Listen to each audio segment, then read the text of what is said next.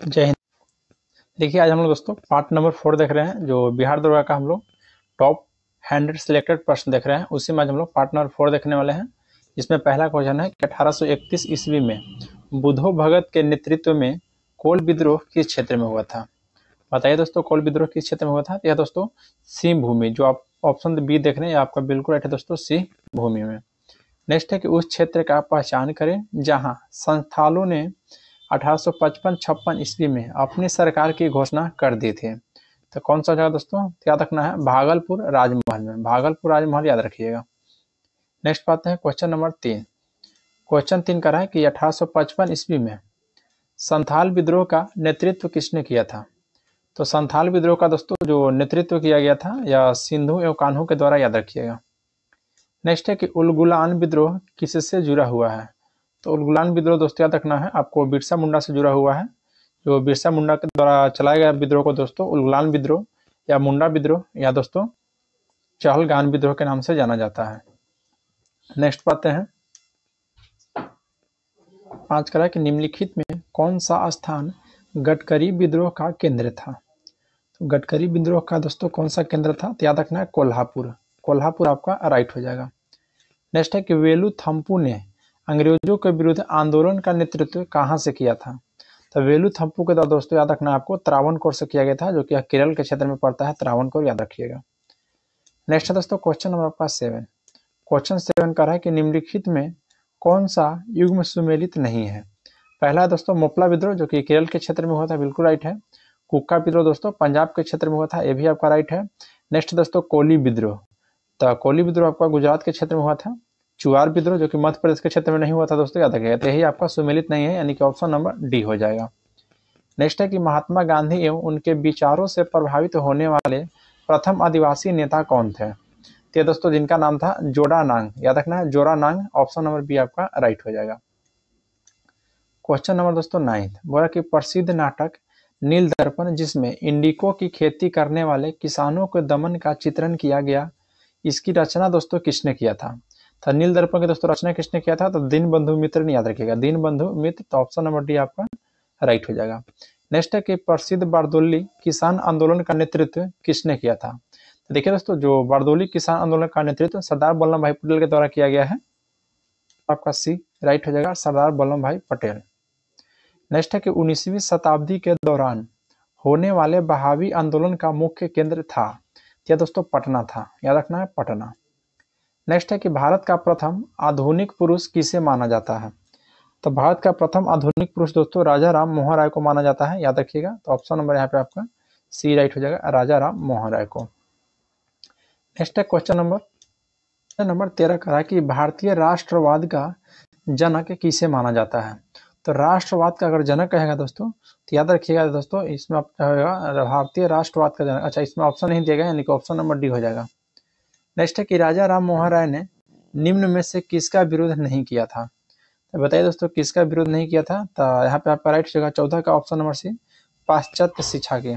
पाश्चात्य शिक्षा याद रखिएगा। नेक्स्ट है कि राजा राम मोहन राय की प्रसिद्ध कृति गिफ्ट टू मोनोथिस्ट किस भाषा में लिखी गई थी? तो यह याद रखना है फारसी भाषा में लिखी गई थी। तो ऑप्शन नंबर ये आपका राइट हो जाएगा। क्वेश्चन नंबर दोस्तों 16 बोला कि राजा राम मोहन राय की समाधि है। तो राजा राम मोहन राय की दोस्तों समाधि कहाँ में है? तो ब्रिस्टल, जो कि इंग्लैंड में पड़ता है, याद रखिएगा ब्रिस्टल नामक शहर में, जो कि इंग्लैंड में पड़ता है। नेक्स्ट है कि निम्नलिखित में से किसने महाराष्ट्र में प्रार्थना समाज की स्थापना किया था? तब महाराष्ट्र में दोस्तों प्रार्थना समाज की स्थापना किया गया था आत्माराम पांडुरंग के द्वारा, याद रखिएगा। यहाँ पे ऑप्शन नंबर ये आपका राइट हो जाएगा। क्वेश्चन नंबर 18 निम्न में से कौन भारत का मार्टिन लूथर कहलाता है? तो भारत का दोस्तों मार्टिन लूथर आपको स्वामी दयानंद सरस्वती को जाना जाता है, याद रखना है ऑप्शन नंबर ए, जो कि आर्य समाज के संस्थापक थे। नेक्स्ट है कि निम्न में से किस व्यक्ति ने सर्वप्रथम स्वराज शब्द का प्रयोग किया और हिंदी को राष्ट्रभाषा माना था? तो हिंदी को दोस्तों राष्ट्रभाषा माना था और स्वराज शब्द का सर्वप्रथम प्रयोग करने वाले व्यक्ति आपको स्वामी दयानंद सरस्वती ही थे, याद रखिएगा। नेक्स्ट है दोस्तों क्वेश्चन नंबर आपका 20 निम्नलिखित में से किसने कहा था कि अच्छा शासन स्वशासन का स्थापन नहीं है? तो याद रखिएगा यह स्वामी दयानंद सरस्वती के द्वारा ही कहा गया था। नेक्स्ट है कि रामकृष्ण मिशन की स्थापना 1897 ईस्वी में किसने दोस्तों याद रखिएगा किसके द्वारा किया गया था 1897 ईस्वी में। तो आपका राइट आंसर हो जाएगा ऑप्शन नंबर ये जो दे रहा है स्वामी विवेकानंद, याद रखिएगा। नेक्स्ट है कि इनमें से किस प्रख्यात समाज सुधारक ने ज्ञान योग, कर्मयोग, राजयोग नामक पुस्तक लिखी थी? तो यह स्वामी विवेकानंद के द्वारा लिखा गया था, याद रखिएगा, स्वामी विवेकानंद। नेक्स्ट क्वेश्चन पाते हैं, क्वेश्चन नंबर आपका 23। इनमें से कौन धर्म सभा के संस्थापक थे? तो बताइए दोस्तों धर्म सभा के संस्थापक कौन थे? तो आपका राइट आंसर होगा 23 का ऑप्शन नंबर सी, राधाकांत देव। राधाकांत देव धर्म सभा के संस्थापक थे। देखिए दोस्तों हम लोग यहाँ पे जो बिहार द्वारा का 100 सिलेक्टेड प्रश्न, यानी कि दोस्तों जो 100 गो सिलेक्टेड प्रश्न किया जा रहा है प्रत्येक सब्जेक्ट से, उसी सब्जेक्ट को हम लोग यहाँ पे देख रहे हैं, जिसमें आज हम लोग यह पार्ट आपका चौथा है। इससे पहले 3 पार्ट आपको अपलोड कर दिया गया है, तो यदि आप लोग उसको नहीं देखे हैं तो हमारा यूट्यूब चैनल पर प्लेलिस्ट बनाकर डाल दिया गया है, वहां से आप लोग देख सकते हैं। चलिए क्वेश्चन को बढ़ते हैं। क्वेश्चन नंबर 24 कि ईश्वर के बारे में सोचने के लिए मेरे पास वक्त नहीं है क्योंकि अभी इस धरती पर बहुत काम किया जाना है। यह कथन दोस्तों किस व्यक्ति का था? तो यह कथन आपका ईश्वर के बारे में बताए थे ईश्वर चंद्र विद्यासागर, याद रखिएगा। तो यहाँ पे 24 का दोस्तों ऑप्शन नंबर आपका डी राइट हो जाएगा। नेक्स्ट है कि सत्य शोधक समाज के संस्थापक कौन थे जिनका प्राथमिक जोर सत्य की खोज पर था? तो ज्योतिबा फुले आपका राइट हो जाएगा, यानी कि ऑप्शन नंबर सी दोस्तों ज्योतिबा फुले। नेक्स्ट है क्वेश्चन नंबर आपका 26 कि किसने कहा कि यदि भगवान अस्पृश्यता को सहन करते हैं तो मैं उन्हें कभी भगवान नहीं मानूंगा? तो यह दोस्तों बाल गंगाधर तिलक के द्वारा कहा गया था, ऑप्शन नंबर बी हो जाएगा। नेक्स्ट है कि फराइजी आंदोलन की शुरुआत किसने किया था? तो यह दोस्तों हाजी शरीयतुल्लाह और दादू मियाँ के द्वारा किया गया है। यहाँ पे ऑप्शन नंबर ए हो जाएगा दोस्तों हाजी शरीयतुल्लाह, याद रखिएगा। नेक्स्ट है कि the age of consent act किस वर्ष पारित हुआ था? यह दोस्तों याद रखना आपको 1891 में, 1891 ईस्वी में पारित हुआ है।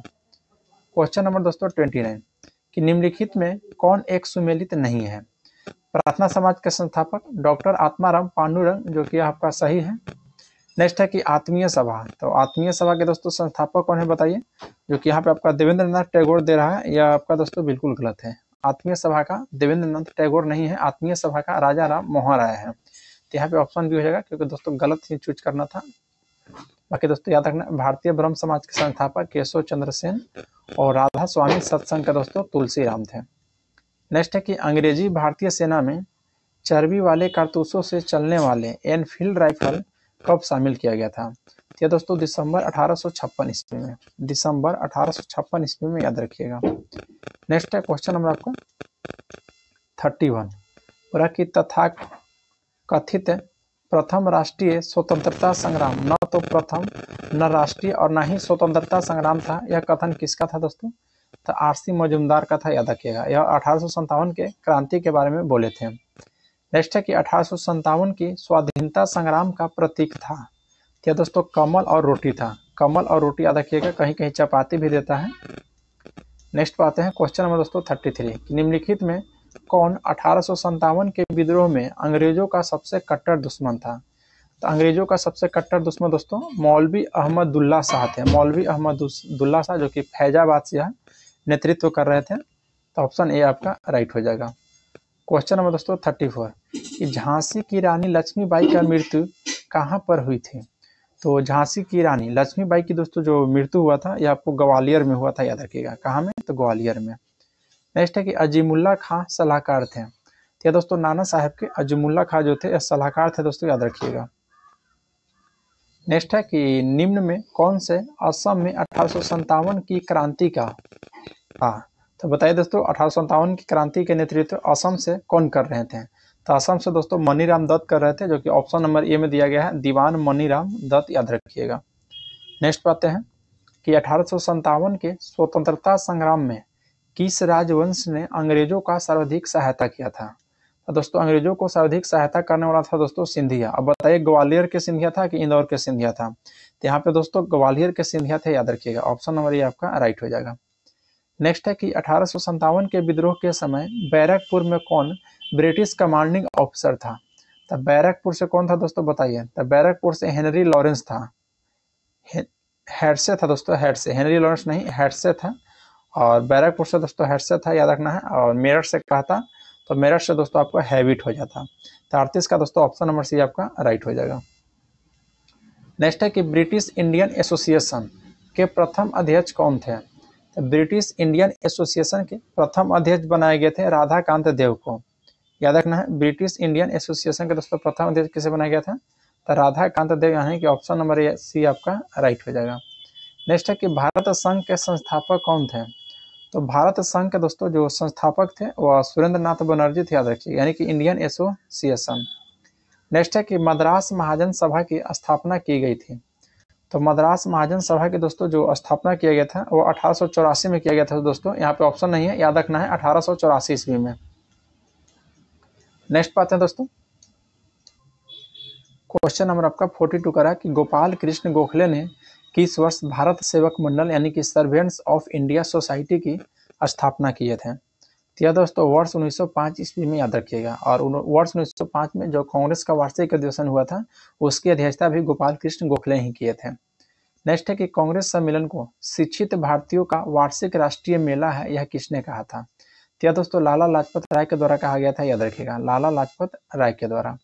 नेक्स्ट पाते हैं क्वेश्चन नंबर आपका 44 कि भारतीय राष्ट्रीय कांग्रेस के प्रथम अधिवेशन में कितने प्रतिनिधियों ने भाग लिया था? तो प्रथम में दोस्तों 72 लोग भाग लिए थे, याद रखिएगा। नेक्स्ट है कि निम्न में से किस अधिवेशन के लिए कांग्रेस ने पहली बार एक महिला को अध्यक्ष चुना था? तो पहली बार एक महिला को अध्यक्ष दोस्तों जो चुना गया था कलकत्ता अधिवेशन हुआ था, जो कि एनी बेसेंट के द्वारा अध्यक्षता किया गया था। तो याद रखना दोस्तों वह कब हुआ था? तो दोस्तों 1917 में हुआ था, यानी कि ऑप्शन नंबर ए हो जाएगा, कलकत्ता अधिवेशन 1917 में।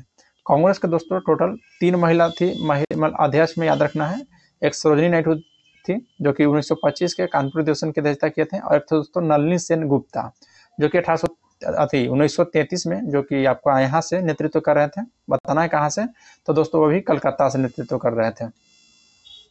नेक्स्ट एक निम्नलिखित कथन पर विचार कीजिए। पहला कथन है कि भारतीय राष्ट्रीय कांग्रेस के प्रथम महिला अध्यक्ष सरोजिनी नायडू थे। देखिए दोस्तों, भारतीय राष्ट्रीय कांग्रेस के प्रथम महिला अध्यक्ष आपसे पूछेगा तो आपको बताना है एनी बेसेंट। अगर प्रथम भारतीय महिला अध्यक्ष कहेगा तब जाके आपको आता सरोजिनी नायडू, यानी कि पहला ऑप्शन आपका गलत है। फिर नेक्स्ट है कि भारतीय राष्ट्रीय कांग्रेस के प्रथम मुस्लिम अध्यक्ष बदरुद्दीन तैयबजी थे। यह आपका दोस्तों कथन सही है कि भारतीय राष्ट्रीय कांग्रेस के प्रथम मुस्लिम अध्यक्ष आपको बदरुद्दीन तैयबजी थे, यानी कि 46 का दोस्तों आपका बताइए कौन सा आंसर हो जाएगा? तो ऑप्शन नंबर बी, जो कि केवल 2 आपका सही है। नेक्स्ट है कि भारत के स्वतंत्रता प्राप्ति के बाद निम्नलिखित में से किसने सुझाव दिया था कि भारतीय राष्ट्रीय कांग्रेस को समाप्त कर दिया जाए? क्या दोस्तों महात्मा गांधी जी के द्वारा, महात्मा गांधी जी के द्वारा। नेक्स्ट है कि बंगाल का विभाजन हुआ था। तो बंगाल का विभाजन दोस्तों 16 अक्टूबर 1905 को हुआ था, 16 अक्टूबर 1905 को। नेक्स्ट है कि मद्रास में स्वदेशी आंदोलन का नेतृत्व किसने किया था? तो मद्रास में दोस्तों जो स्वदेशी आंदोलन हुआ था उसके नेतृत्व किया गया था आपका चिदम्बरम पिल्लई के द्वारा, चिदम्बरम पिल्लई, याद रखिएगा। नेक्स्ट है कि ब्रिटिश पत्रकार H.W. नेविल्सन जुड़े थे। नेविल्सन दोस्तों आपको स्वदेशी आंदोलन से जुड़े हुए थे, याद रखिएगा, स्वदेशी आंदोलन से। नेक्स्ट है कि साइटोसोम के अंतर्गत निम्नलिखित में से कौन एक शामिल नहीं है? देखिए दोस्तों यहाँ से हम लोग 50 क्वेश्चन जो देखे हैं और क्या देखें, तो 50 क्वेश्चन में हम लोग दोस्तों कवर किए हैं केवल हिस्ट्री को। यहाँ पे दोस्तों जो 100 क्वेश्चन है जिसमें 50 क्वेश्चन में केवल हिस्ट्री को शामिल किया गया है। और आगे हम लोग बढ़ते हैं जिसमें बायोलॉजी आपको स्टार्ट हो चुका है यहाँ से 51 से। तो बोरा कि साइटोसोम के अंतर्गत निम्नलिखित में से कौन एक शामिल नहीं है? तो देखिए दोस्तों यहाँ पे केंद्रक जो है आपका साइटोसोम के अंतर्गत नहीं आता है, बाकी कोशिका झिल्ली और कोशिका द्रव में स्थित अन्य जितना भी कोशिकांग है या सभी को साइटोसोम के अंतर्गत शामिल किया गया है। तो यहाँ पे याद रखना है पर केंद्रक दोस्तों नहीं है।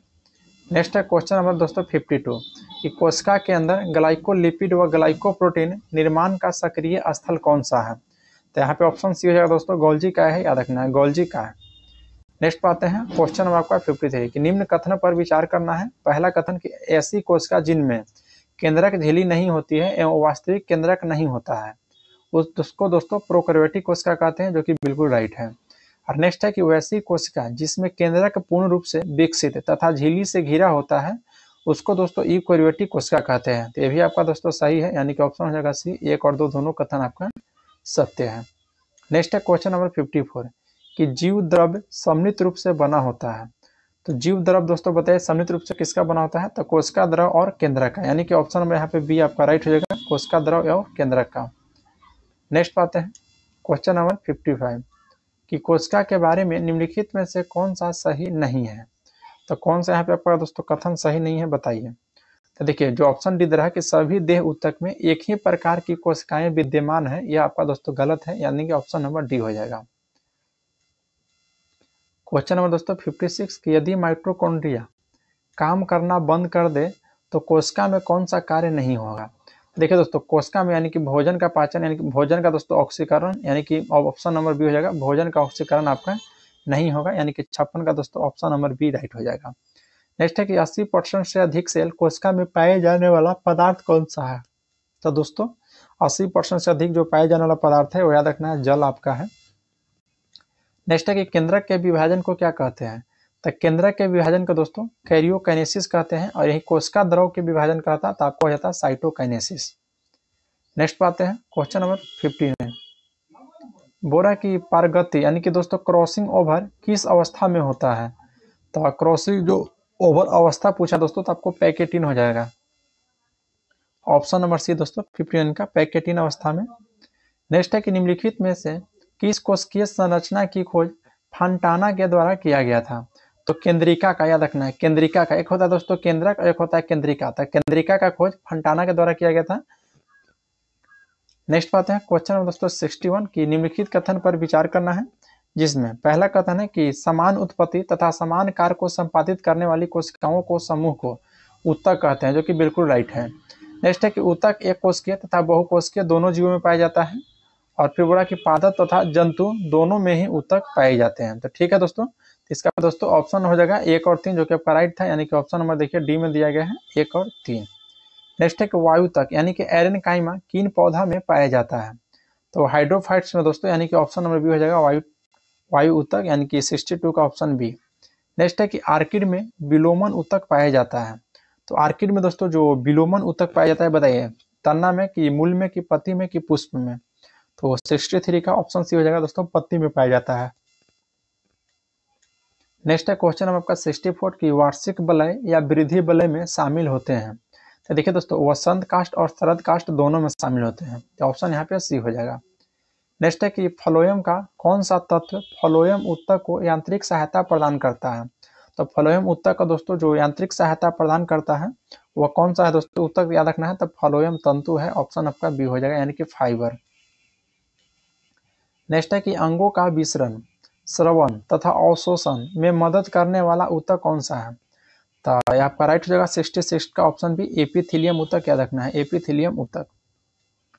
67 है कि निम्नलिखित कथन पर विचार कीजिए। पहला दोस्तों कि टेंडन मांसपेशी को अस्थि से अथवा दूसरी मांसपेशी से जोड़ता है, जो कि देखिए दोस्तों बिल्कुल सही है, मांसपेशी टू अस्थि को जोड़ने वाला दोस्तों टेंडन है, और लिगामेंट जो है दोस्तों ये हड्डी को हड्डी से जोड़ता है, याद रखिएगा।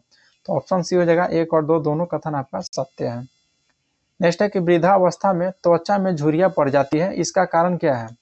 तो देखिए दोस्तों इसका कारण आपका यही है कि जो वृद्धावस्था में त्वचा में जो झुर्रियां पड़ता है उसको कि दोस्तों कि चर्म में वसा ऊतक की कमी हो जाता है, इसीलिए। तो ऑप्शन यहाँ पे सी हो जाएगा।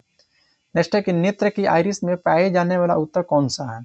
तो दोस्तों आरेखित पेशी, नेत्र के आइरिस में याद रखना है आरेखित पेशी हो जाएगा।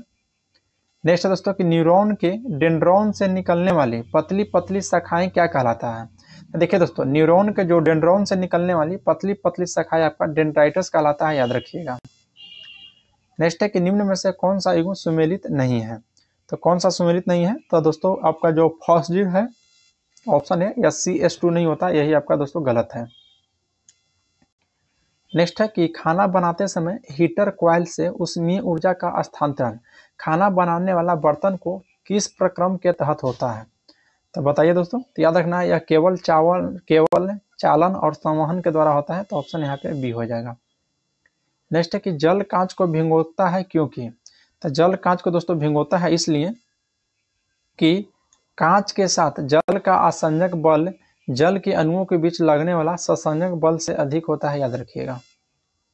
नेक्स्ट पाते हैं क्वेश्चन नंबर दोस्तों आपका 74 कि निम्नलिखित कथन पर विचार कीजिए। पहला कथन है कि -273 डिग्री सेल्सियस पर केल्विन पैमाना शून्य हो जाता है, और 273 केल्विन पर सेंटीग्रेड पैमाना दोस्तों शून्य हो जाता है। तो बताइए कथन गलत है कि सही है। तो दोस्तों यह कथन बिल्कुल आपका सत्य है। नेक्स्ट है कि किसी भी गैस का आयतन 0 केल्विन पर शून्य नहीं होता है, और क्योंकि सभी गैस इस ताप के पूर्व में ही द्रव या ठोस में बदल जाता है। बिल्कुल सही है, यानी कि ऑप्शन सी हो जाएगा, 1 और 2 दोनों कथन सत्य है। नेक्स्ट दोस्तों क्वेश्चन आपका 75 बोला कि प्रकृति में धातु पाए जाते हैं। तो प्रकृति में दोस्तों धातु किस अवस्था में पाए जाते हैं? तो देखिए दोस्तों, स्वतंत्र और यौगिक के रूप में, यानी कि ये और भी दोनों हो जाएगा। नेक्स्ट है कि खाना बनाते समय यदि बर्तन की तली बाहर से काली हो रही है तो इसका मतलब है कि, तो इसका मतलब दोस्तों आपका यही है कि ईंधन पूरी तरह से आपका नहीं जल रहा है, याद रखिएगा। नेक्स्ट है कि समतल दर्पण के द्वारा बने प्रतिबिंब के संबंध में निम्नलिखित में से कौन सा एक सही आपका नहीं है? तो ऑप्शन जो डी दे रहा है कि प्रतिबिंब वास्तविक होता है और इसके पर्दे पर प्राप्त कर सकते हैं, यह आपका दोस्तों सही नहीं है। नेक्स्ट है कि क्रम विकास के दौरान स्तनधारी का विकास सरीसृपों से हुआ है। इस क्रम में विकास को प्रमाणित करते हैं। तो इस क्रम में दोस्तों विकास को हम लोग प्रमाणित कर सकते हैं, आपको एकिडना याद रखिएगा। नेक्स्ट है कि गेहूं के किस प्रजाति से मुख्यतः सूजी बनाया जाता है? तो गेहूं के दोस्तों किस प्रजाति से सूजी बनाया जाता है? तो दोस्तों ट्रिटिकम डूरम याद रखिएगा। नेक्स्ट है कि निम्न में से कौन सा क्वांटम संख्या नाभिक से इलेक्ट्रॉन को औसत दूरी तथा उससे संबंध ऊर्जा को दर्शाता है? तो बताइए राइट कौन सा हो जाएगा? तो दोस्तों आपका ये हो जाएगा मुख्य क्वांटम संख्या। नेक्स्ट है कि किस चुंबकीय ने लक्षद्वीप में अलवजीकरण कार्यक्रम शुरू किया है? तो यह दोस्तों आपको जापान के द्वारा शुरू किया गया है। नेक्स्ट है दोस्तों कि किस राज्य में योगश्री योजना शुरू की गई थी?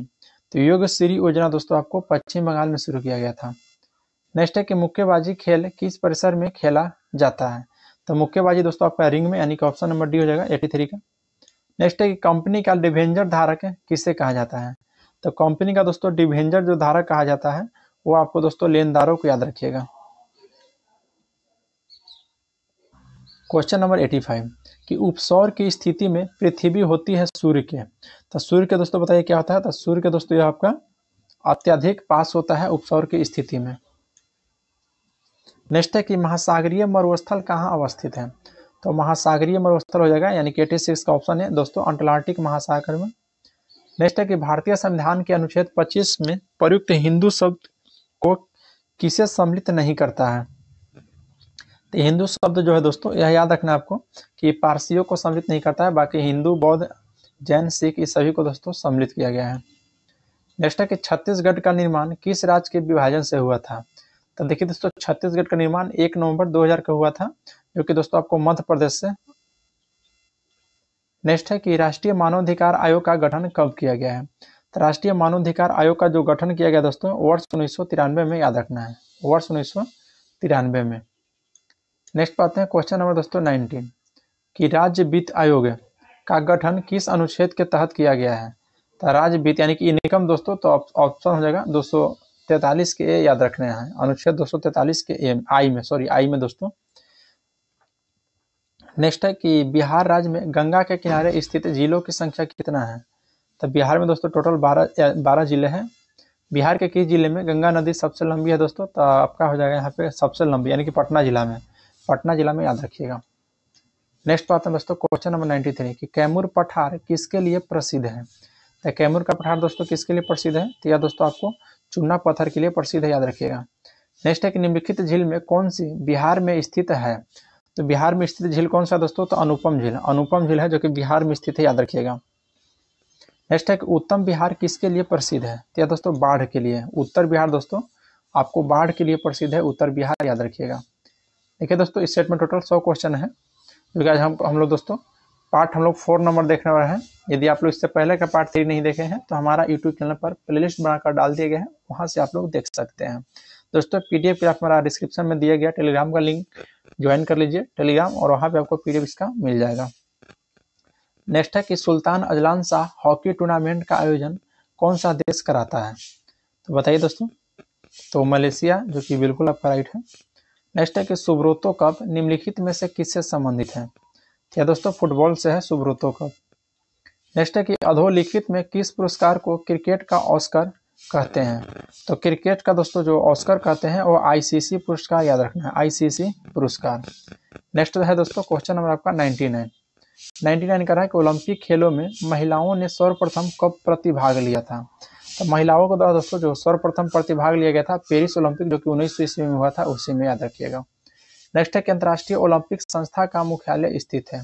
तो अंतर्राष्ट्रीय ओलंपिक यानी कि आईसीसी, इसका मुख्यालय दोस्तों लुसाने में है, लुसाने में, जो कि याद रखना है ऑप्शन नंबर डी में दिया गया है। चलिए दोस्तों आज के लिए इतना ही, मिलते हैं आपसे नेक्स्ट वीडियो में। अगर वीडियो आप लोग को अच्छा लगा हो तो लाइक जरूर कीजिएगा, और आप हमारा यूट्यूब चैनल पर पहली बार आए हैं तो चैनल को सब्सक्राइब कर लीजिए और बेल आइकन को प्रेस कर लीजिए। मिलते हैं आपसे नेक्स्ट वीडियो में। जय हिंद दोस्तों।